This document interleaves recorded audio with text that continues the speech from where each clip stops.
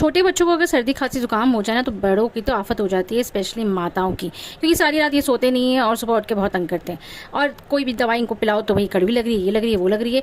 तो ये वाले हनी टेस्ट के हॉट सिप आयुर्वेदिक काढ़ा इतना अच्छा है, इसमें आपको सारी चीज़ें मिक्स है, आपको कुछ भी नहीं करना है, तुलसी वगैरह सब कुछ है इसके अंदर। आपने जस्ट इस सैशे को डालना है गर्म पानी में 1 कप में, और इसे आपने मिक्स करके बच्चों को दे देना। अगर आप 2 से 3 बार दिन में इसे पिला देते हैं तो बहुत आराम आ जाता है और बच्चे रात को आराम से सो भी जाते हैं।